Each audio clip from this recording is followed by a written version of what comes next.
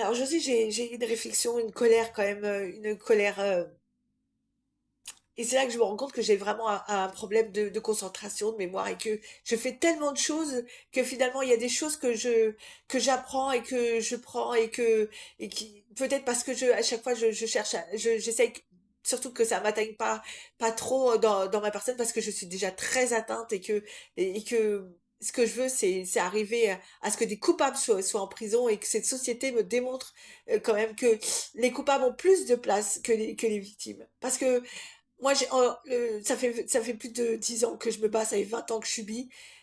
J'ai appris en 2024, en juillet 2024, que en 2014, un procès avait eu lieu pour la mort de mon frère, mort d'une overdose. Et à aucun moment, les services de l'OFAST, ou des stupes, enfin, je sais pas comment ça s'appelait à ce moment-là, mais peu importe, à aucun moment, ils m'ont contacté pour me dire que ça y est, il y a le procès. Ça y est, il y a quelque chose qui se fait. À aucun moment. Et en plus de ça, les deux personnes en question, je vois très bien c'est qui. Il y a c'est où, ils sont où les gros trafiquants? C'est pour ça qu'il y a dysfonctionnement dans un fonctionnement. C'est pour ça, parce que des articles qui montent des arrestations, des gros trafiquants, des tonnes et tout. Alors ça me réjouit, hein.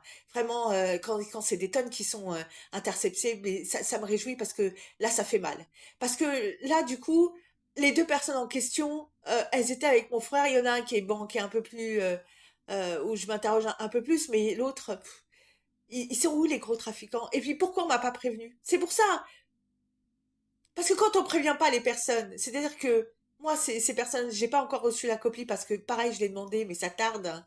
Euh, Bah, à mon avis, elles ont dû ressortir du tribunal. Dans la tranquillité.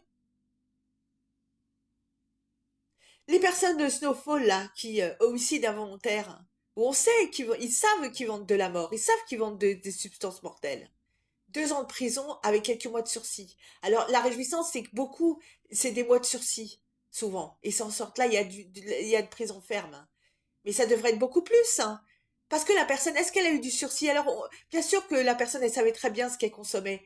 Mais ils ont qu'à pas en vendre, hein. Dans ce cas-là, eux aussi, ils savent ce qu'ils vendent. Ils savent que ça tue. Donc, dans ce cas-là, c'est pas 2 ans qu'ils devraient. Comment vous voulez dissuader des gens de vendre des substances mortelles si vous leur donnez que 2 ans?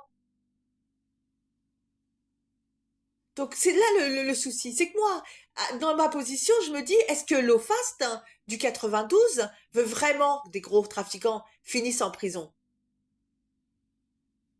Parce que quand c'est le cas, on prévient la famille. Parce que moi, j'ai pas été prévenue, ni ma famille.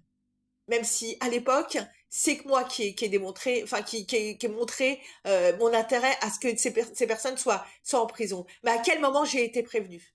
Sachant que j'étais victime, puisque suite à ça, j'ai été agressée. Hein? Mais à quel moment? C'est-à-dire que moi, j'aurais été prévenue, j'aurais eu un avocat, et ça aurait été beaucoup plus compliqué pour les personnes qui étaient mis en cause. Là, il n'y avait pas d'avocat. Il y avait personne. Il y avait que avec les leurs, sûrement. Donc ils ont dû sortir tranquilles du tribunal. Que penseriez-vous, vous en tant que personne?